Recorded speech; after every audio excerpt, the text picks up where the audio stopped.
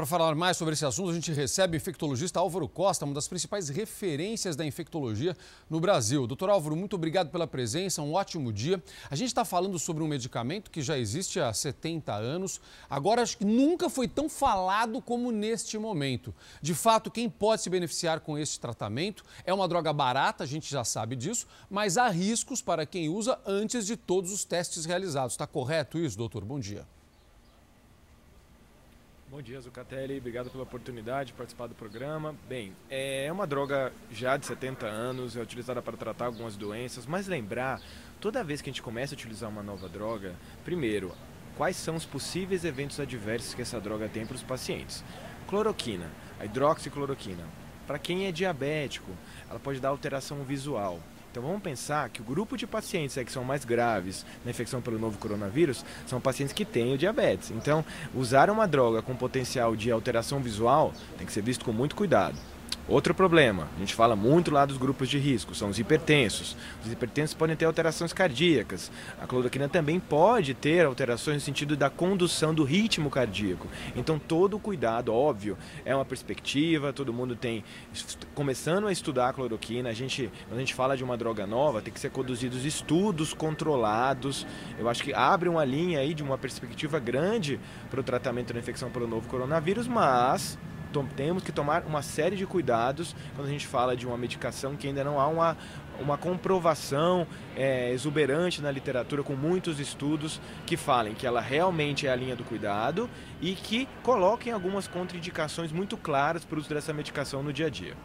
E especialmente, né, doutor, é hora de avisar as pessoas, porque logo que as primeiras notícias foram divulgadas esta semana, foi uma corrida às farmácias, acabou o remédio. E gente que depende desse remédio para controle de outras doenças, acabou ficando sem a medicação. Então, gente, vamos com calma, é para esperar. Eu acho que a perspectiva é muito positiva, de verdade. Acho que as pesquisas podem nos apontar uma direção positiva, mas vamos esperar os médicos, né, para a gente não fazer bobagem. Doutor, a gente pediu para os telespectadores mandarem perguntas para vocês, para os nossos especialistas convidados. E acho que tem dúvida de telespectador. Vamos lá. O Marcos é frentista, tem 63 anos, está trabalhando. Ele quer saber quais medidas pode tomar para se proteger. Boa pergunta. Fala para mim, doutor. Boa pergunta para o Marcos. Seguinte, todo cuidado, desde que você sai de casa, se você vai de transporte público, como é que você vai até o seu local de trabalho, vai higienizar as mãos muitas vezes, né? Toda vez que você encostar em superfície. Não tem aquela necessidade, eu acho que vale a pena a gente reforçar isso para toda a população, de ir com máscara para o trabalho. Então chegou no trabalho, evitar o contato com outras pessoas, o contato próximo, não vai cumprimentar, evitar beijar, abraçar, tentar manter um distanciamento onde você vai trabalhar, de mais ou menos 1 metro, 2 metros. Então é interessante você lembrar sempre disso no dia a dia, sem desespero, mas redobrar a sua atenção quando eu falo das superfícies, principalmente onde você está encostando, né? E no trajeto de volta para casa, o mesmo cuidado com relação a transporte público, saiu, eu não tenho álcool gel na mão. Chegou uma pia, encontrou uma pia com água e sabão, higieniza a mão. Chegou em casa, tira a roupa, vai tomar banho. Tem alguém em casa ali de idade mais avançada, evitar também um contato muito próximo. A gente tem que criar uma nova cultura com relação a cumprimentar as pessoas, abraçar, beijar. A gente tem esse hábito muito enraizado. Então, a partir dessa infecção pelo novo coronavírus, esses hábitos de beijar, abraçar, eles têm que ser minimizados no dia a dia. Então, tentando seguir essa regra com relação à restrição, intensificar a higienização, passa a ser a linha de prevenção principal na infecção pelo novo coronavírus. E uma dica: com relação a ter doenças crônicas, vá tomar a vacina de influenza. É importante ser imunizado contra esse vírus respiratório que também circula no outono. Estamos chegando aí, entrando no outono, começando o inverno logo logo. Então, também imunização é importante na linha de prevenção, além dos cuidados desde que você sai de casa até que você entre no trabalho e volte para casa. Doutor, a gente tem muitas perguntas aqui nos estúdios, mas já que o senhor falou sobre a vacina aqui, a gente tem uma pergunta do Paulo. Coloca a pergunta do Paulo na tela. Olha, ele diz o seguinte: tomei vacina contra a pneumonia no ano passado. Estou protegido? Que pergunta boa é essa, hein, doutor? Pois é, a gente tem que lembrar, Zucatelli, que existem várias doenças respiratórias, né? Existem doenças causadas por vírus, por bactérias, e o pulmão é um órgão que pode ser acometido por todos esses micro-organismos. Tem uma série de estratégias de prevenção para pneumonia por vírus, por bactéria. Tem vacina para pneumonia, tem vacina para influenza. Então, quando eu administro a vacina para pneumonia, eu minimizo, não é que eu estou totalmente prevenido, eu tenho um contexto maior de prevenção quando eu falo de pneumonia por bactéria. Lembrar que existe pneumonia por vírus, por influenza, né, que a campanha começou agora, e também uma pneumonia pelo novo coronavírus. Quando eu tomo algumas das vacinas, eu estou protegido para alguns micro-organismos. Então, eu lembrar que eu não tenho vacina para o novo coronavírus. E aí, por mais que eu tome vacina de influenza, de pneumonia, eu tenho que redobrar minhas atenções com relação ao cuidado, de novo, aquela velha história que a gente fala o tempo inteiro de higienização, de restrição de contato. Isso para o coronavírus é a única estratégia que a gente tem de prevenção até o momento. Mas as outras imunizações também são importantes, porque a gente tem que lembrar que outros micro-organismos podem acometer o pulmão. Doutor, temos mais perguntas de telespectador, mas antes disso, minha colega Camila Busnello tem pergunta para o senhor. Fala, Camila. Bom dia, doutor Álvaro. Uma dúvida que fica, né? Alguns pacientes infectados relatam a perda do olfato e do paladar. Isso pode indicar que a pessoa está doente, ela pode apresentar os sintomas. Essa perda do paladar e do olfato pode indicar que algumas pessoas estão doentes? E por que isso acontece? A gente já tem estudos que falam sobre isso?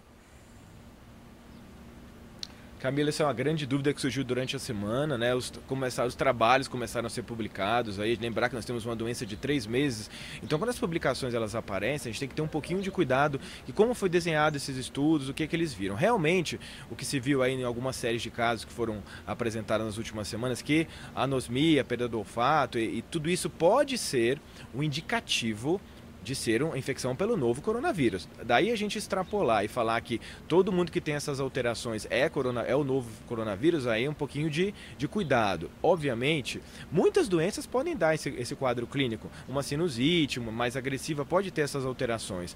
Mas o que se viu é que pode ser uma pista de que se o paciente apresenta esses sintomas, não sente o cheiro, o gosto, pode ser um sinal de que ele pode estar infectado pelo novo coronavírus. Mas não é um critério único e não fecha totalmente o diagnóstico. Então essa é a grande questão. Tem-se esses achados, mas não é certeza absoluta que se você ter esses sintomas, você está infectado pelo novo coronavírus. Doutor, o senhor falou uma coisa agora que é a mais pura verdade, é muito nova essa doença, a gente está aprendendo muita coisa. Uma amiga minha não teve febre, mas perdeu o olfato e aí ela se preocupou por causa disso. Ela descobriu que estava com coronavírus por causa do olfato e não teve nenhuma febre, ou seja, estamos aprendendo ainda. A Tatiana Brasil também tem uma pergunta para o senhor aqui no estúdio, doutor. Oi, bom dia, doutor. Ainda sobre a vacina, a gente está aí com a vacina, né, a campanha de vacinação com os idosos da gripe. Mas aí fica aquela dúvida. Eu, por exemplo, tenho minha mãe em casa, já passei 2 vezes e os postos estão lotados. Existe aglomeração. Levar ou não levar para vacinar? Excelente, eu acho que todo mundo tem essa dúvida, né? A gente fala, fique em casa, como é que eu faço para levar? Eu tenho idoso, como é que fica o trajeto? Então, assim, vamos primeiro relativizar a importância e reafirmar a importância dessa vacina, a vacina de influenza. Lembrar que nós temos esse vírus que vai circular no inverno, no outono, então eu vou minimizar a chance dele ter essas infecções se eu vacinar, então tem que vacinar. Agora, você vai ter cuidado na hora do trajeto. Vai sair de casa, tentar esse trajeto ver o local mais próximo da sua casa para que esse trajeto não seja longo. E respeitar a questão, se tiver a possibilidade de levar de carro, melhor. Se não, manter um distanciamento, o tempo mais rápido possível. Mas de forma alguma, eu tenho que pensar a restrição de circulação. Eu não vou tomar vacina, não vou administrar, não vou levar o meu pai, meu avô, lá que tem a idade indicada para tomar a vacina. Tente fazer uma estratégia de minimizar, de esse trajeto ser curto, chegou em casa, já higieniza as mãos, orientar que o idoso, quando vai tomar vacina, não cumprimente ninguém, não entre em contato próximo. Então, se eu conseguir traçar um plano para até sair a saída de casa, até chegar no posto e até voltar, dá para ir de forma segura, dá para minimizar o risco de transmissão e realmente é uma estratégia definitiva, importantíssima fazer a vacina de influenza para esses grupos que já foi estabelecido pelo Ministério da Saúde. Doutor, tem mais perguntas de telespectador aqui. Olha, as máscaras de tecido são eficientes no combate ao coronavírus? Quem mandou essa pergunta excelente foi a Elizabeth. Obrigado, Elizabeth. Fala, doutor. Olha, Zucatelli, nessa semana a gente viu uma série de vídeos na internet, de pessoas querendo... a questão de querer colaborar, fazer uma máscara com outro produto. Lembrar, quando você tem um EPI, que é um equipamento de proteção individual, toda a fabricação tem que ser validado, isso testado, a ver se a máscara tem o poder de ficar bem colocada no rosto, o material que você está utilizando, se ele consegue barrar, realmente é bastante complicado. Obviamente, a gente não recomenda que essas máscaras que não tenham validação sejam utilizadas. Só na situação realmente de desespero, a gente tem que lembrar que a máscara só é indicada para pacientes que têm sintomas e também para os profissionais de saúde. Então, a população tem que entender que a medida mais importante e definitiva com relação à prevenção é a higienização das mãos. Claro, as pessoas até se sentem mais protegidas usando máscara, né? É bem interessante isso. Às vezes elas usam máscara e descuidam de lavar as mãos. Então, não há validação de máscaras feitas de forma artesanal, a gente tem que ver produto, ver vedação. Então, realmente é uma situação bastante complicada da gente recomendar. A gente volta a falar, grande medida não é máscara, é encostou em superfície, higienizou as mãos. Essa é a principal medida na prevenção da infecção pelo novo coronavírus. Depois que eu estava fazendo a pergunta para o senhor, que eu fui ler exatamente a mensagem dela. E no finalzinho ela fala, meu nome é Elizabeth, eu sou costureira. Acho que ela já estava pensando num negócio ali também, numa possibilidade de negócio. O pessoal está tentando se virar nesse momento, né? Máscara de tecido é boa, eu sou costureira, poderia ser um negócio, viu, Elizabeth? Quem sabe, Elizabeth, quem sabe? Vamos aqui, ó. Tem mais uma pergunta boa. A mulher do Lailton trabalha em uma metalúrgica na cidade de Embu das Artes, aqui na Grande São Paulo. Ele diz que a empresa não oferece nenhuma condição de prevenção. O que ela deve fazer neste caso, doutor? Então, é aquela velha história de, já que às vezes tem que trabalhar, às vezes a empresa, do ponto de vista do empregador, aí o gestor não conseguiu parar, dar uma orientação de parar de trabalhar. Então, é a história que eu comentei em várias respostas anteriores. É desde o trajeto de casa até chegar na empresa. Então, vamos pensar no cenário dela chegando na empresa para trabalhar.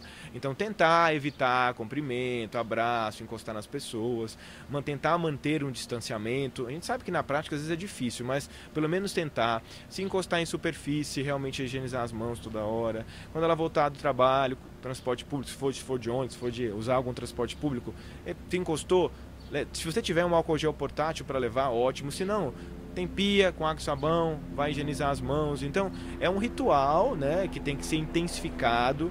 É aquela questão cultural também de evitar realmente esse contato mais próximo, já que algumas pessoas estão tendo que ir trabalhar, não é todo mundo que tem uma profissão que realmente... obviamente, o cenário ideal seria todo mundo estar em quarentena durante esse período que foi estipulado aí pelo Ministério da Saúde, mas a gente sabe que algumas pessoas realmente não conseguem parar de trabalhar. Então, redobrar a atenção a essas práticas no dia a dia. Doutor, foi muito esclarecedora a sua entrevista, muitíssimo obrigado. Eu tinha prometido liberar o doutor às 8 horas, roubamos mais 5 minutos do seu tempo, mas tenho certeza que o senhor ajudou muita gente hoje. Muito obrigado, doutor, um ótimo sábado, obrigado pela participação aqui no Fala Brasil Especial. Olha, você pode participar também do nosso programa enviando sua pergunta, teremos outros especialistas, você participa pelas redes sociais e também pelo WhatsApp. Anota o nosso número como os outros telespectadores fizeram e participaram, é o 11 99 779 7777. Camila.